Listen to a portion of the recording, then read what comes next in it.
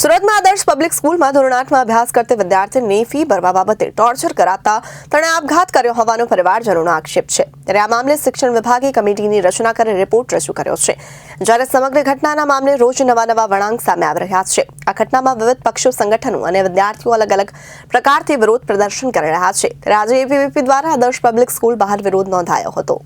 સુરતના ગોળોદરા વિસ્તારમાં ધોરણ 8માં અભ્યાસ કરતી વિદ્યાર્થીની ભાવના ખટીગે પોતાના ઘરે આપઘાત કરી લીધો હતો। ત્યારબાદ પરિવારજનોએ સ્કૂલમાં વિદ્યાર્થીની ફી ભરવા બાબતે ટોર્ચર કરતા હોવાનો આક્ષેપ કરાયો।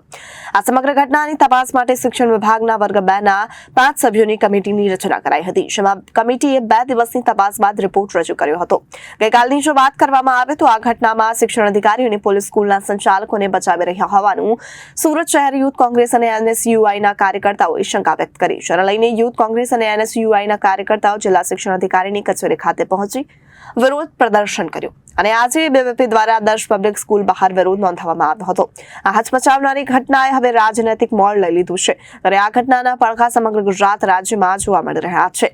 એબીવીપી દ્વારા આદર્શ પબ્લિક સ્કૂલ બહાર વિરોધ નોંધાવાયો છે। ત્યારે સ્કૂલ ફી બાબતે દબાણ કરવાતા હોવાથી વિદ્યાર્થીની આપઘાત કર્યો હોવાનો આરોપ તેના પરિવાર દ્વારા લગાવવામાં આવ્યો છે। અને આ મામલો એટલો ગરમાયો કે ઘટના સ્થળ પર પોલીસ બંદોબસ્ત ગોઠવવાની ફરજ પડી હતી। मनोज जैन, अखिल भारतीय विद्यार्थी परिषद राष्ट्रीय कारोबारी सदस्य, आदर्श पब्लिक स्कूल जे गोड़ादरा विस्ताરમાં આવેલી છે અને ત્યાં જે બાળકી છે એને પોતાને જીવન ટૂંકાવી લીધું, આત્મહત્યા કરી લીધી। એ પણ શા માટે? તો એક નાના કારણ માટે કે સ્કૂલની અંદર એને ફીસ નથી ભરી હતી અને ફીસનો લેવો દેવો એ પેરેન્ટ્સ અને પ્રિન્સિપલ ટીચરનો હોય છે, એમાં સ્ટુડન્ટનો કોઈ રોલ હોતો નથી। અને આ જે વિસ્તાર છે ગોળાદરા વિસ્તાર એ પરપ્રાંતીય વિસ્તાર છે। અહીંયા સ્લમ એરિયો વધારે છે અને મધ્યમ વર્ગીય, ગરીબ વર્ગીય વિસ્તાર છે। એટલે અહીંયા આપણે માની શકીએ કે કોઈની પરિસ્થિતિ, કોઈ સમય ખરાબ હોય કે નહીં ભરી શક્યો હોય તો એમાં વિદ્યાર્થીને આવું મેન્ટલ હરેસમેન્ટ કર્યું એ બહુ ખોટી બાબત છે અને નિંદનીય બાબત છે। એટલે આ જે સ્કૂલ છે એના માટે અમે ડીઓથી પણ માંગણી કરી છે કે આના ઉપર વ્યવસ્થિત કાર્યવાહી થાય અને આનો લાયસન્સ રદ થાય અને ભવિષ્યમાં પણ બીજી કોઈ સ્કૂલો આવો કૃત્ય નહીં કરે, આવી બાળકીઓને પોતાનું જીવન નહીં ટૂંકાવવું પડે એના માટે દાખલો બેસે। અને અખિલ ભારતીય વિદ્યાર્થી પરિષદ એ સતત વિદ્યાર્થીઓ માટે કામ કરતું આવ્યું છે। એટલે કોઈ પણ દિવસ આવા કૃત્ય નહીં ચલાવવામાં નહીં આવે। અને આજે તો ધરણા પ્રદર્શન છે અને જો અમારી માંગણી નહીં સંતોષાય અને આ સ્કૂલનો આ લાયસન્સ રદ નહીં થાય અને પ્રોપર કાર્યવાહી નહીં થાય તો ઉગ્રમાં ઉગ્ર આંદોલન થશે અને એની પૂરી જવાબદારી સ્કૂલ પ્રશાસનની અને સરકારની રહેશે। રવિ માંગરોળિયા, સુરત મહાનગર મંત્રીનું દાયિત્વ, અખિલ ભારતીય વિદ્યાર્થી પરિષદ।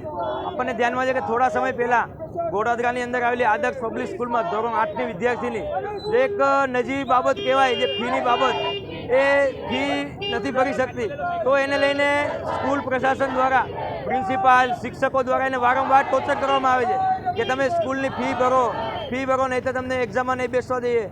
તો આને લઈને વિદ્યાર્થીને માનસિક ત્રાસ આપવામાં આવતો, સતત વિદ્યાર્થીનીને કોમ્પ્યુટર લેબમાં બેસાડવામાં આવતી, ટોયલેટ બાથરૂમની બહાર સતત 2-2 દિવસ ઊભી રાખવામાં આવતી। તો એક આ જે નિંદનીય ઘટના કહેવાય એ ઘટના કહી શકાય। અને સાથે સરકાર દ્વારા એ બેટી પઢાઓ બેટી બચાવોનો એક અભિયાન ચાલે છે, તો આ સરકારને આ અભિયાન અંતર્ગત આવા કામ કરે છે તો એક આમાં પણ જે પણ લોકો સંડોવાયેલા હોય સંડોવાયેલા લોકો ઉપર કાયદાકીય કાર્યવાહી થાય અને સાથે સાથે આ જે દીકરી છે એ દીકરીને સચોટ ન્યાય મળે અને ડીઓ અધિકારી સાહેબ દ્વારા આના પર એક નિયમ બનાવવામાં આવે કે જે પણ ફીનો વિષય છે તો ફીના વિષયમાં એના વાલીઓને સચોટ જાણ કરવામાં આવે, નહીં કે વિદ્યાર્થીને। કારણ કે વિદ્યાર્થી આવા નાની ઉંમરના હોય તો પોતે માનસિક લઈ લેતા હોય છે કે એને વારંવાર સ્કૂલમાં ટોર્ચર કરવામાં આવે તો પોતાની ક્લાસમાં બેઇજ્જતીના કારણે આવું પગલું ભરતા હોય। અને આગામી સમયમાં જો કોઈ વિદ્યાર્થીને આવી ઘટના બનશે તો વિદ્યાર્થી પરિષદ હંમેશા એ વિદ્યાર્થીઓની સાથે રહીને ઉગ્રથી ઉગ્ર આવું પ્રદર્શન કરશે। અને વિદ્યાર્થી પરિષદની માંગ જો આ સંતોષવામાં નહીં આવે તો વિદ્યાર્થી પરિષદના ધરણા પ્રદર્શન સતત અહીંયા ચાલુ રહેશે। Reporter Arvind Rathod, Janadesh news, Surat.